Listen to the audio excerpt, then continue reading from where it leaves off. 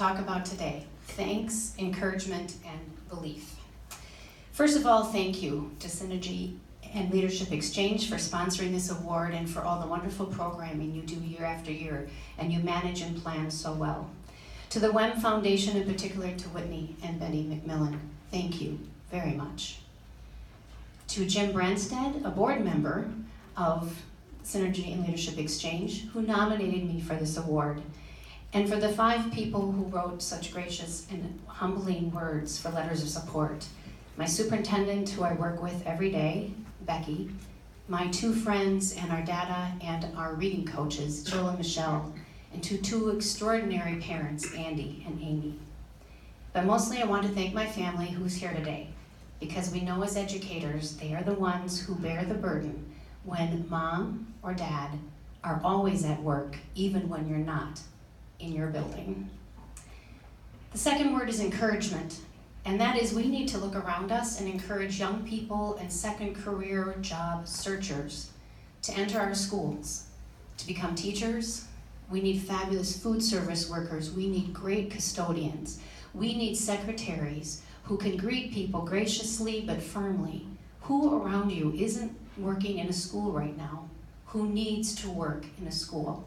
Encourage those people. Have that conversation and plant that seed. We need to encourage our school districts to look at creative and innovative programming and to build partnerships. You can see in the program that we just started our 2nd year and successfully completed our 2nd year in a partnership with Mayo, the Mayo Clinic in our community, where 14 students have to apply. We have 14 openings. They have to apply.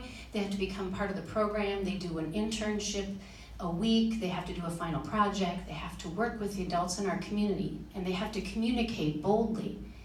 And this year we did the same thing with the CNA, a Certified Nursing Assistant program, and I was just notified not only was it successful, but 3 of our young people were just hired to be CNAs in our long-term care center. And this coming winter, we're going to take that same model, and I'm going to work with our guidance counselor, and we're starting the same thing. You're going to have to apply for and tell us how much you want to work in finance and business. And you're going to go on a 14-week journey through a week in an accounting office, and then a finance office, and an investment office, and working in a cooperative, and working as a student in our community.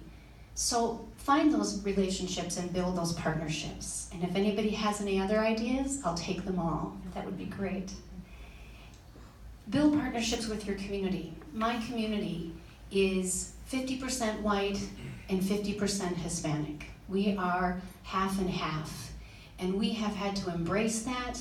We've had to build the partnership, and we've had to make it work. And there have been a lot of bumps in the road, but if we open up our hearts and encourage everyone to communicate and look at each other in a bold manner, beautiful things can happen.